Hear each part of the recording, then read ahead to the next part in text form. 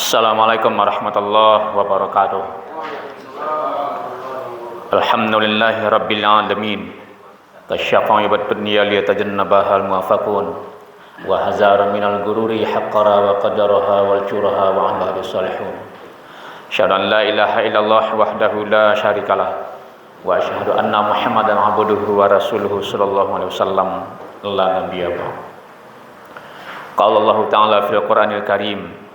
A'udzu billahi minasyaitonir rajim.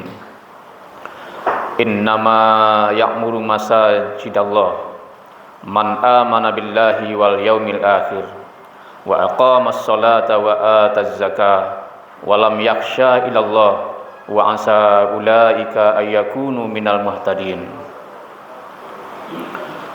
Sungguhnya yang memakmurkan masjid Allah hanyalah orang-orang yang beriman kepada Allah dan hari kemudian, serta tetap melaksanakan sholat, menunaikan zakat, dan tidak takut kepada apapun kecuali kepada Allah. Maka mudah-mudahan mereka termasuk orang-orang yang mendapat petunjuk. Surah At-Taubah ayat 18. Yang kita hormati dan muliakan segenap pimpinan wilayah Muhammadiyah yang hadir pada pagi hari ini, Bang Apris, Sekretaris, kemudian segenap pengurus masjid yang kedepannya nomenklaturnya segera akan kita diskusikan lagi di PWM, karena dalam nomenklatur yang sudah dikeluarkan oleh pimpinan pusat Muhammadiyah, pedoman penyelenggaraan masjid dan mushola Muhammadiyah tidak lagi menggunakan istilah pengurus, tapi pimpinan. Bang Jal ketua, kemudian sekretaris Henry, Pak Firdaus, Pak Zainal, Pak Sudirman, Bang Abdi, Bang Mora, Ustaz Presiden, dan seluruh yang hadir pada pagi ini. Kami dari wilayah sangat menyambut baik raker yang kedua yang dilaksanakan pada pagi hari ini, karena ini adalah ketentuan tuntutan dari organisasi. Kita sudah mewarisi masjid bangunan yang begitu kokoh dan kuat ini dari para tokoh-tokoh sebelumnya, pimpinan Muhammadiyah sebelumnya.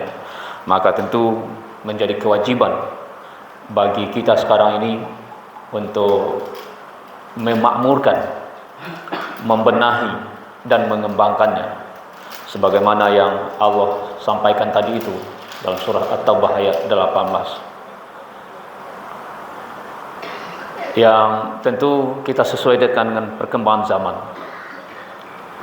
Bila mana masjid, pengelolaan masjid dan mushola tidak sejalan dengan perkembangan zaman, maka tentu pemakmuran masjid itu sendiri, walaupun fisiknya bagus, fisiknya kuat, kokoh, tapi bila mana pemakmurannya tidak mengikuti zaman, maka tentu masjid akan ditinggalkan oleh jamaah. Bapak dan ibu, nak ada ya? Bapak, para buya, para ustaz, sekarang ada tantangan yang luar biasa bagi pemakmuran masjid. Tapi tantangan itu mesti kita jadikan sebagai peluang. Sekarang ada namanya dakwah digital. Dakwah digital itu di dunia maya.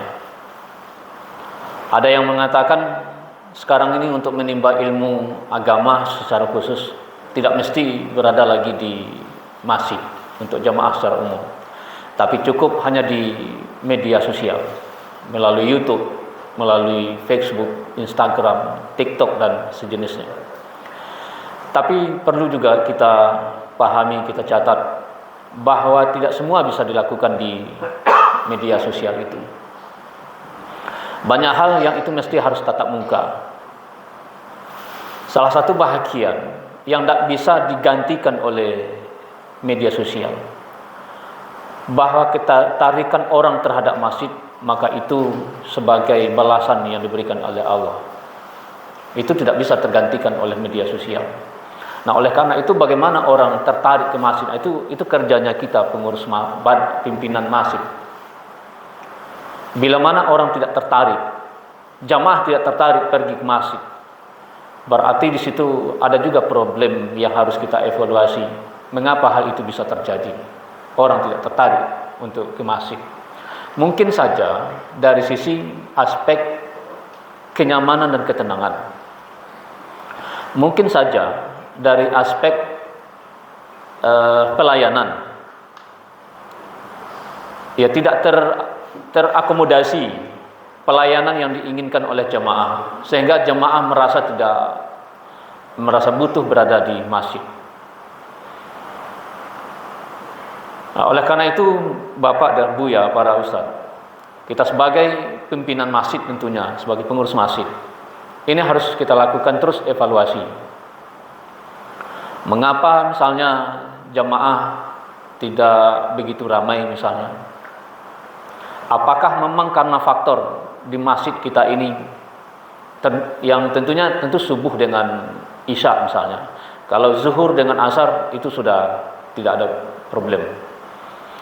Tapi maghrib, isya dan subuh. Apakah problemnya itu karena memang jamaah kita itu jamaah tidak tetap? Tidak mungkin. Atau ada problem lain yang itu belum tersentuh oleh kita? Kenapa di masjid-masjid lain yang juga posisinya bahkan di zona merah yang pertama kok bisa ramai? Tapi kemudian masjid kita yang tidak terlalu di zona merah, zona merah maksudnya di tepi laut misalnya, kok bisa ramai? Barangkali hal-hal yang seperti ini perlu kita ini carikan jalan keluarnya. Apa alternatif? Paling tidak mungkin ya kita perlu lakukan, misalnya kalau dalam secara akademik perlu kita lakukan survei. Perlu kita lakukan sebarkan angket. Ya, sebenarnya. Kira-kira ada yang dimaunya oleh jamaah yang mungkin itu belum terakomodasi oleh kita, belum terakomodir oleh kita. Atau dalam bentuk kegiatan-kegiatan yang lainnya. Itu satu hal. Yang kedua, bahwa masjid kita ini penyelenggaranya adalah wilayah. Sebagai bagian dari amal usaha Muhammadiyah yang diselenggarakan oleh wilayah, tentu semuanya harus mengacu kepada program dan rancangan yang sudah diselesaikan oleh wilayah, terutama menindaklanjuti hasil Muktamar Muhammadiyah dan Tanfiz Musyawarah Wilayah Muhammadiyah, dan kemudian program kerja yang sudah juga disusun oleh wilayah. Berdasarkan itulah kemudian pengurus masjid atau pimpinan masjid menyusun program yang itu tentu juga disesuaikan dengan kondisi masjid kita.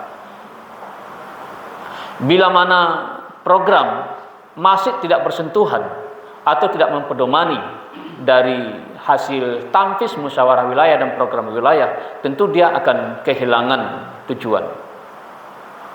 Nah, oleh karena itu, Buya, Bapak dan sekalian, ketika raker ini kita inisiasi,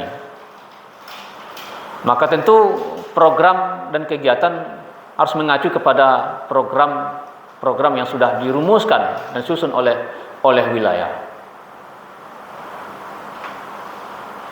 Nah, dalam konteks itu, yang saya kira juga sangat penting, bagaimana kita mempedomani regulasi yang ada di internal kita Muhammadiyah, terutama pedoman penyelenggaraan masjid yang sudah dikeluarkan oleh pimpinan pusat Muhammadiyah. Yang saya kira kita semua sebagai pengurus masjid itu harus membaca semuanya, sehingga kita bisa memahami dan kira-kira arah kita kemana pengembangan masjid kita ke depannya.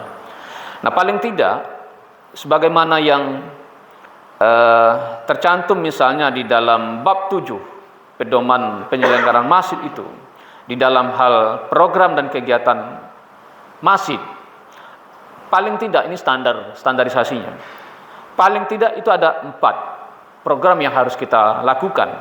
Apalagi masjid kita ini masjid yang diselenggarakan oleh wilayah, tentu ini akan menjadi barometer bagi pengurus-pengurus masjid yang lain yang dikelola secara khusus oleh Muhammadiyah, baik oleh daerah, cabang dan ranting maupun amal usaha kita. Yang pertama, menyelenggarakan ibadah sholat 5 waktu. Ini sudah pasti. Nah, dalam hal ini tentu saja penyelenggaraan ibadah sholat 5 waktu dan ibadah-ibadah yang lain itu tentu harus mengacu kepada keputusan Majelis Tarjih Muhammadiyah. Nah, dalam hal ini kita sudah minta melalui Adinda Henry Nupegator, Wakil Ketua PWM yang membidangi LPCR dan pembinaan masjid, seiring dengan yang disampaikan oleh Bang Jal tadi, Ketua Masjid, kita sudah minta untuk sesegera melakukan rapat koordinasi dan konsolidasi Masjid Muhammadiyah, Masjid dan Musala Muhammadiyah Sumatera Barat dalam waktu yang tidak terlalu lama ini, dalam rangka untuk menyatukan pandangan kita, menyatukan cara kita mengelola masjid dan musala Muhammadiyah, yang itu nanti mesti terkolaborasi dengan majelis tabligh. Masih terdapat di beberapa masjid dan musala yang ibadahnya itu tidak sama dengan yang dituntunkan oleh majelis tarjih dan tajdid. Nah, oleh karena itu ke depannya kita harapkan semua masjid dan musala Muhammadiyah harus merujuk kepada keputusan dan fatwa majelis tarjih. Apalagi masjid dan musala itu menjadi ujung tombak bagi dakwah, bagi pengembang, bagi pensiaran, bagi pengimplementasian dari keputusan-keputusan yang sudah dikeluarkan oleh Muhammadiyah, termasuk di dalamnya risalah Islam berkemajuan itu. Ya, kemudian yang kedua, program yang mesti ada di dalam sebuah masjid Muhammadiyah adalah dakwah dan kaderisasi. Dakwah dalam perspektif Muhammadiyah tidak hanya dakwah dalam konteks mimbar, wirid, pengajian, bukan hanya itu. Tapi dakwah dalam dalam perspektif Muhammadiyah itu berjangka luas.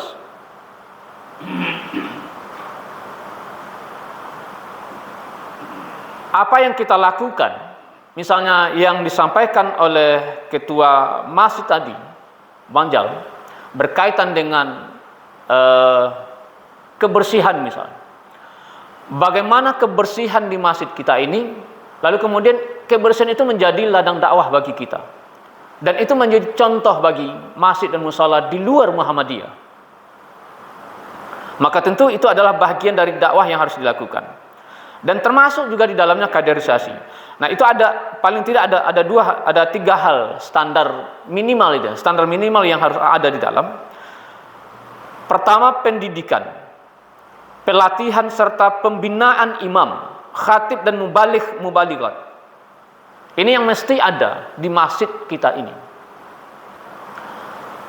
Upaya-upaya itu oleh pimpinan persyarikatan sekarang dicoba untuk menata rapi.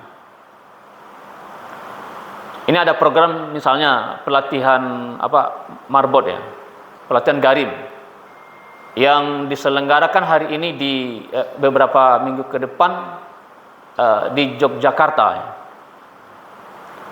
Kita sudah minta melalui LPCR dan pembinaan masjid supaya ada masjid kita yang mengirim ke Jogja, supaya kita bisa berbagi, bisa kita sharing. Nah, nanti dari pengalaman pelatihan yang diselenggarakan di Jogja itu kita bisa juga menularkan, mengembangkannya di masjid-masjid kita.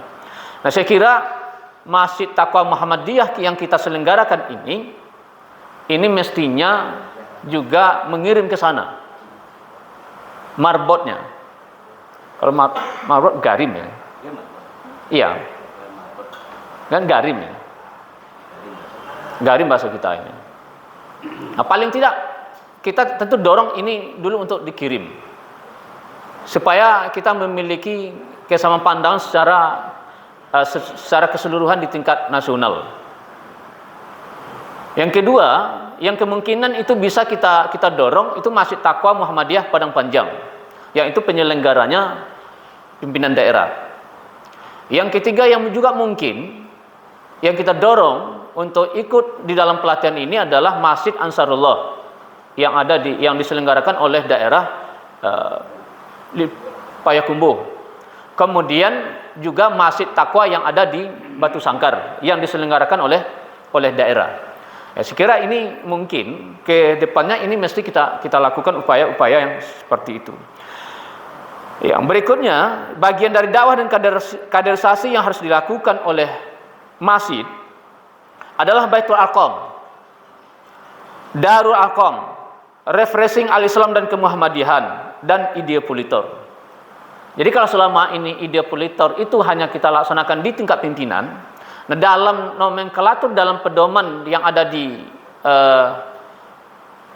di pedoman masjid, penyelenggara masjid ini mestinya juga pengurus masjid menyelenggarakan ide politor, ideologi politik dan organisasi terutama bagi segenap yang ada yang terkait dengan masjid.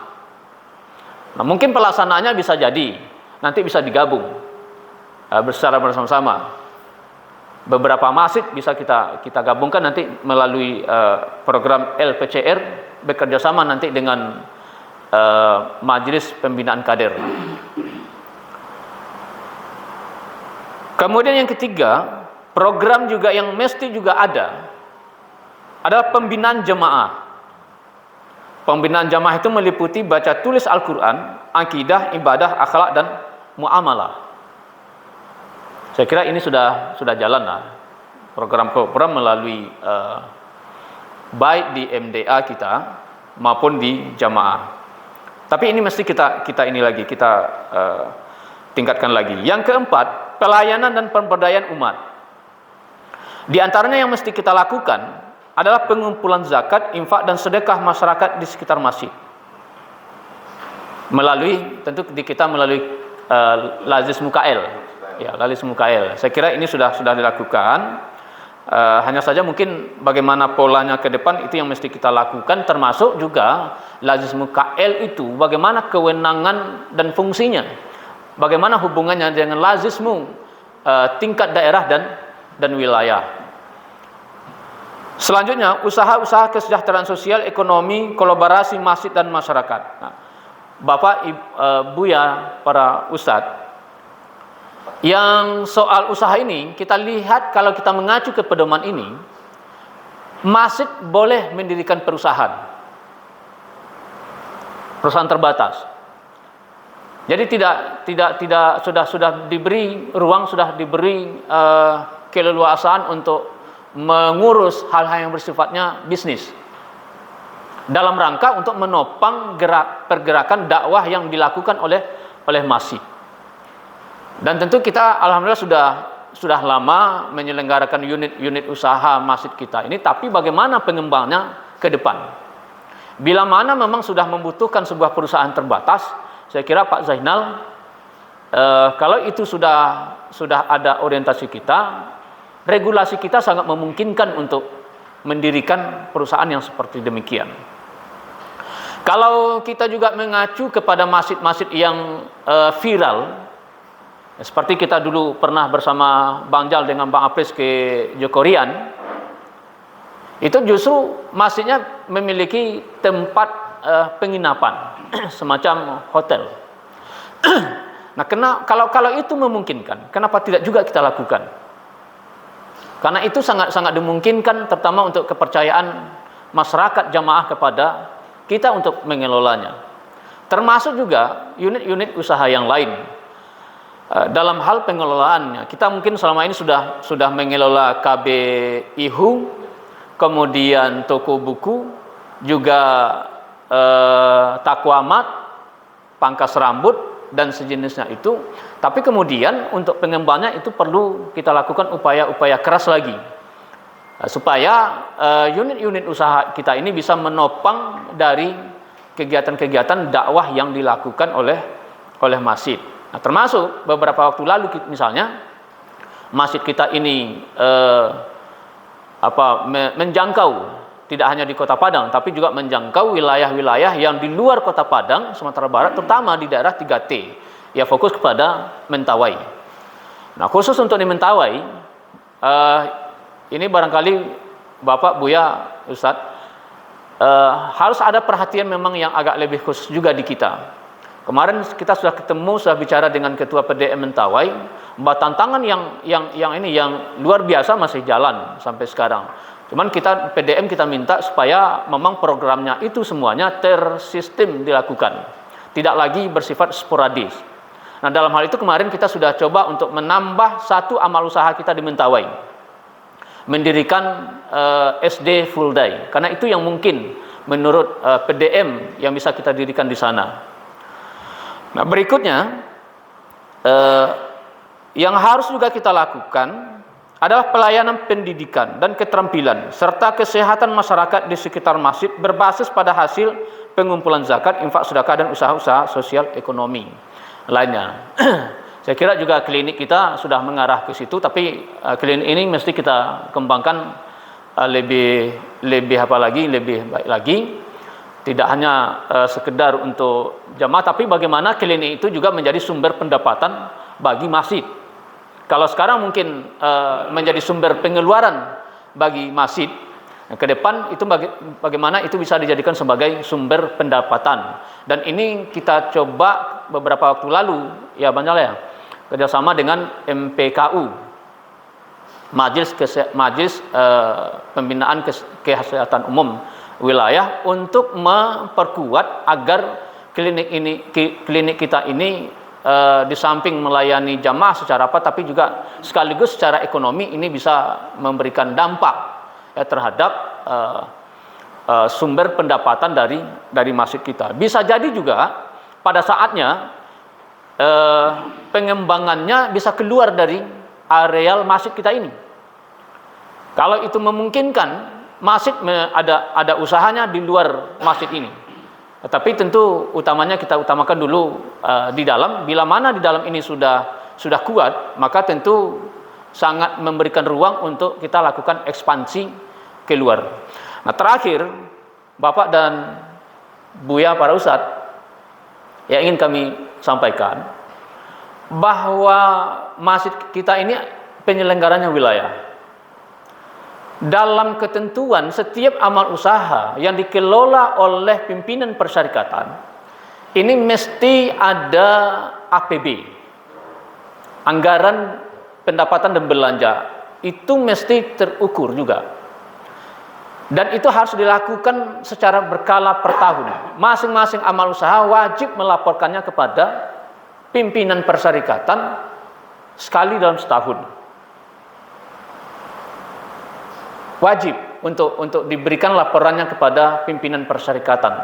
Dan kemudian APB itu juga harus disahkan oleh pimpinan persyarikatan.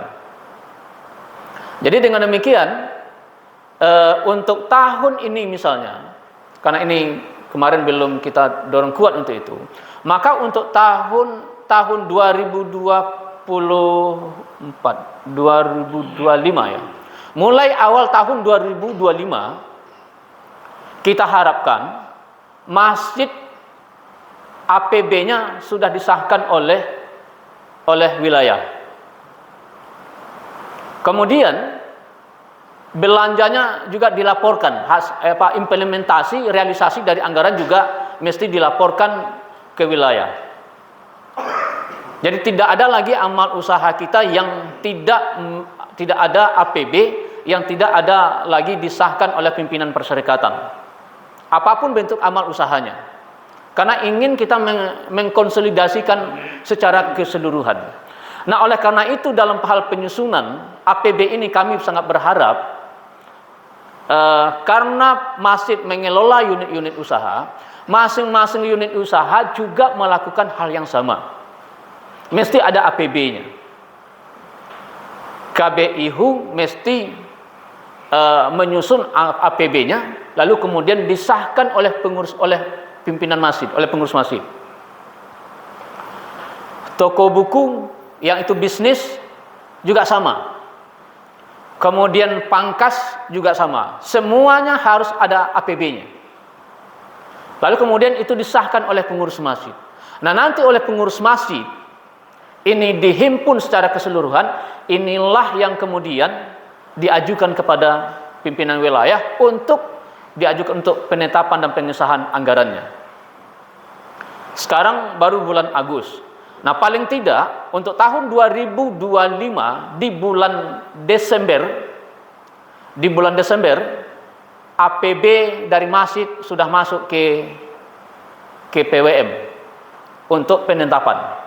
Nah, mulai 1 Januari kita sudah mulai merealisasikan APB itu. Berdasarkan itulah kemudian pengurus masjid melakukan membelanjakan, mencari, mengembangkannya. Tapi bila mana APB itu belum disahkan oleh pimpinan perserikatan, maka belanja dan segala macamnya itu dianggap di luar ketentuan. Nah, ini bahagian-bahagian yang harus juga kita lakukan ke depannya. Nah, itulah yang kemudian yang disasar tadi oleh Bang Jal, bahwa dalam pengelolaan masjid kita ini tidak bisa lagi di mana tumbuh di situ di siang. Tidak bisa lagi yang bersifatnya sporadis. Dia harus dilakukan secara terskema, tersistemik kita lakukan ke depannya. Kalau ada pengembangan, ada pembangunan, maka dalam APB tahun yang kita rancang ke depannya itu sudah harus masuk. Nah, termasuk di dalamnya sarana dan prasarana yang ada di dalamnya. Nah, dalam kaitannya dengan itu, Bapak, Buya, para ustadz, karena ini terkait dengan penyusunan APB, kami tentu sangat berharap juga kepada pengurus masjid dalam hal penyusunan itu, supaya karena ada di situ ada tempat ibadah, ada kaderisasi, ada pengayoman, ada pemberdayaan, maka tentu dalam hal ini sarana dan prasarana mau tidak mau, suka atau tidak suka, ini mesti kita menjadi perhatian oleh kita. Nah, khusus soal kaderisasi, juga pembinaan jamaah. Walaupun sebelumnya kita sudah minta ke pimpinan Ortom supaya segera mengajukan kepada wilayah, kemudian dikoordinasikan dengan pengurus masjid, tapi kemudian sampai saat ini belum tersahuti. Nah, yang penting bagi kita adalah menyediakan sarana dan prasarananya. Soal mereka huni atau tidak, itu nanti kita ini. Nah, tentu kami sangat berharap juga wilayah sarana dan prasarana yang berkaitan dengan Ortom, kami sangat berharap itu juga difasilitasi. Agar yang kita harapkan masjid ini tetap menjadi pusat kaderisasi di Muhammadiyah. Perannya tidak bisa kita lepaskan dari itu. Kalaupun ada di gedung dakwah, ada di situ kegiatan dakwah kita, kegiatan menggerakkan perserikatan, tapi khusus untuk Ortom itu hanya sekretariat bersama yang kita sediakan di situ. Tapi kemudian pusat kegiatan, pusat perkantorannya tetap berada di masjid ini. Walaupun mereka ada yang tidak mau segala macam, itu nanti persoalan lain. Tapi yang jelas tentu ini kita sarananya kita akomodir dalam hal ini. Sehingga bagaimana ketertarikan dari Angkatan Muda Muhammadiyah, mereka bisa berada nyaman di masjid kita ini, mereka tenang berkegiatan di masjid kita ini, tentu ini juga butuh kolaborasi, butuh sinergi kita semua. Sehingga ketika ada keluhan-keluhan dari adik-adik kita di masjid kita ini misalnya, itu bisa terkomunikasi secepatnya, sesegeranya, sehingga pada saatnya masjid ini kembali menjadi pusat pendidikan, menjadi pusat kaderisasi di kita. Bapak, Buya dan para ustadz, saya kira itu yang bisa kita sampaikan pada ini. Mudah-mudahan ini menjadi bahagian untuk kita laksanakan ke depannya dalam rangka untuk pengembangan, dalam rangka untuk membenahi, dalam rangka untuk mengkonsolidasikan semua stakeholder yang ada di Muhammadiyah. Bila mana hal ini bisa kita lakukan, ke depannya tentu Muhammadiyah akan semakin lebih baik. Nah, termasuk juga sarana prasarana yang kita ini, menurut kami ini Bang Jal, Bapak dan Bapak, termasuk ini yang aula kita ini. Walaupun ini sudah bagus, sudah baru, tapi mungkin akan, kalau kita coba ini kan tidak, kalau mencontoh ke yang lain yang baik-baik kan juga kita tidak salah itu. Bagaimana juga misalnya aula kita ini kita desain sepertinya ya kalau tidak sekelas hotel ya mungkin di bawah-bawah itulah kira-kira itu. Ya seperti itu, sehingga ketika ada kegiatan-kegiatan yang jamaah kita juga merasa nyaman di dalam. Kalau ini sudah bagus, tapi kemudian ada lagi yang harus kita ini. Bagaimana suasananya terasa ya kayak terasa hotel Masjid Muhammadiyah gitu kira-kira itu. Bintang 3. Bintang 3 ini. AC ya, kan? Pakai AC, termasuk juga apa ini? Suasana apa namanya ini? Interior ya. Interiornya barangkali ini termasuk kita skala prioritaskan untuk mengakomodir ini, karena banyak juga masukan saran yang disampaikan ke kita, terutama ketika orang mau menggunakan aula Masjid Taqwa Muhammadiyah, sehingga lebih nyaman. Kalau ini sudah bagus betulnya, tapi kalau kita ini lagi dengan mungkin itu yang perlu kita ini lagi ya. Saya kira begitu. Mudah-mudahan ada ke depan yang lebih baik bagi kita semua. Oleh karena itu, sekali lagi kami ucapkan terima kasih kepada pengurus atau pimpinan masjid kita yang sudah menginisiasi rapat kerja yang kedua ini. Dengan begitu mari kita buka secara bersama-sama dengan mengucapkan Bismillahirrahmanirrahim. Billahi fisabil haq fastabiqul khairat. Assalamualaikum warahmatullahi wabarakatuh.